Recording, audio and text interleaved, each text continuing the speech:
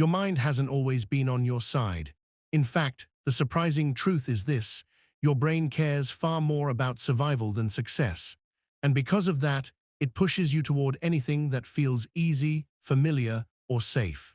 Even when your goals require discomfort, your mind pushes you gently away from them, not because you're weak, but because you're wired to avoid the unknown. You've felt this before. You plan to wake up earlier, but the blanket feels like comfort you can't leave. You plan to work, but your phone reaches your hand before your intention does. You don't choose comfort consciously. Comfort chooses you. But this doesn't mean you're lazy, and it doesn't mean something is wrong with you. Your brain just believes comfort keeps you safe. It learned this thousands of years ago, when avoiding discomfort literally meant staying alive.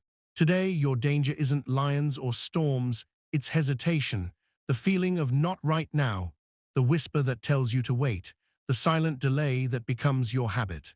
What feels safe slowly becomes a cage you don't even notice you're decorating. The powerful twist is this: that same brain can be trained to help you grow. It can shift from fear to focus, from avoidance to action. But that shift doesn't begin with motivation, it begins with awareness. Most people spend their lives obeying their instincts. You're here to learn how to lead them. And that begins by understanding one thing: your feelings aren't instructions. They're just signals, signals you get to interpret, not follow blindly. Because the moment you understand your brain's old script, you can begin writing a new one. A script based on growth rather than fear. A script where discomfort becomes the doorway to everything meaningful. This is how transformation begins, not with huge motivation, but with quiet realization. You don't have to destroy your old habits. You just have to stop letting them guide you. The moment you see comfort as a wall instead of a pillow, you finally become the one holding the pen instead of following the script written by fear. This is where the new version of you begins. Not tomorrow, not later, but the moment you decide your instincts are not the captain of your life anymore. Your brain was never designed to help you become extraordinary. It was designed to stop you from doing anything uncertain, risky, or emotionally uncomfortable. That's why the moment you even think about doing something meaningful, your brain whispers, wait. Not now, not yet, soon, and days pass, months pass, sometimes years pass, while the right moment keeps moving further away. Every time you avoid discomfort, your mind records it as safety. And safety begins to feel like the only correct decision. What started as protection slowly becomes a lifestyle. It shapes the way you choose, the way you react, and the way you imagine your future. You may think you're choosing comfort deliberately, but in reality, your brain chooses it before you even get to decide. It activates ancient instincts meant to save you, but they end up holding you back from the person you're trying to become. That's why hesitation feels so real. That's why fear feels logical.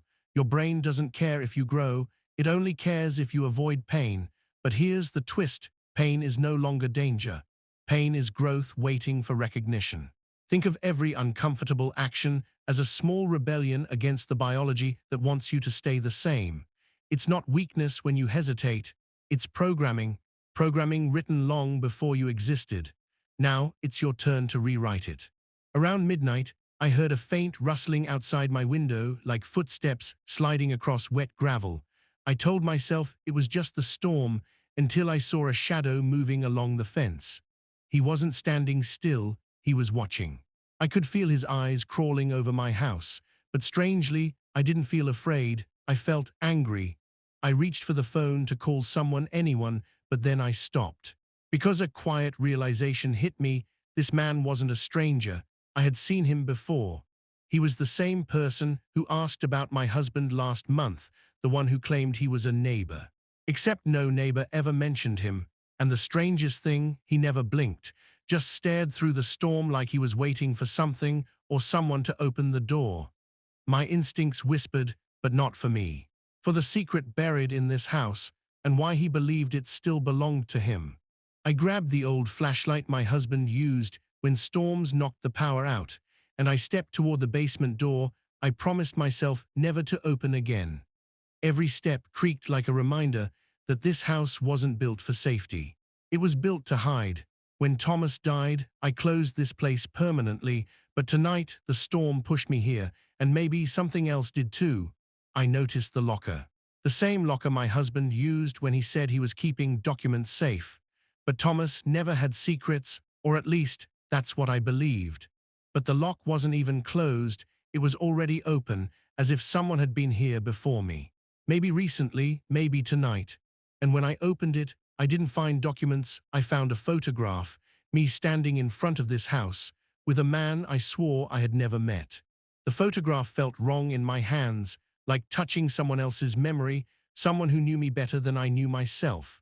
The date on the back was 10 years ago, but here's the disturbing part: I moved here only 7 years ago. So who was this man?